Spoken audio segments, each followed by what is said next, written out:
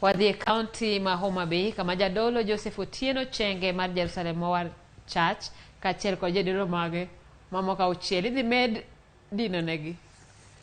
Nyaka wuok tich manyien kama doho biro dhi golo ng'eto ka idhi wegi thuolo gi rambun kata oyo.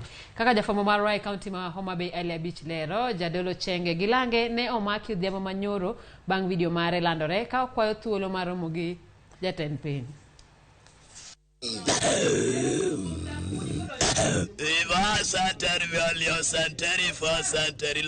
God wants the prophet of God to meet with the president within a period of 21 days to help the president. Mano e ote mane Jadolo Chenge ochiwe kanisa ne mane gweng' ma ochingo diere ka chud bura ma Suba North makoro kete chandruok mane omiyo obila odhi omake kanisa ne en kod jodolo ne moko auchiel. Kaluwore gi lipot mar obila, Jadolo Chenge ne oyudi ka odino ne jotuo moko auchiel kama oting'o nyathi ma dweche 5 e kanisa ne ma obila wacho ni osebedo kanisa no kuom thuolo ma dweche 4 ka ilemo negi mondo tuo ma gin go wakuomgi. Bende obila yango ni jadolo no osebedo katayo kanisa no e tok chik.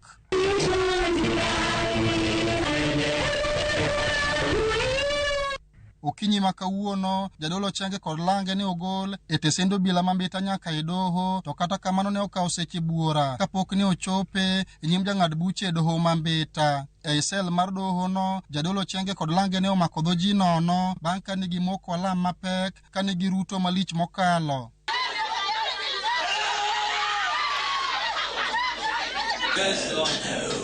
We must reach the president. Yes, Lord. We must reach the president. Yes, Lord. Kenya must have peace. Yes, Lord.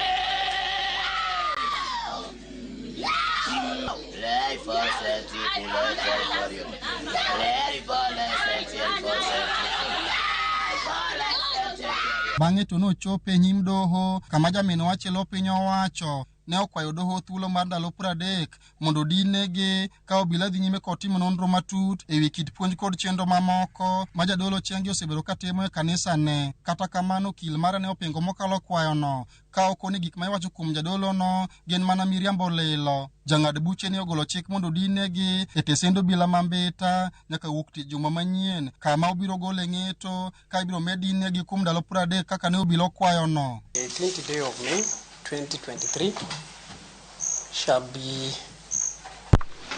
on the 22nd day of May at 2:30 p.m. So the respondents in the meantime shall be detained at Mbita police station awaiting the outcome of the ruling.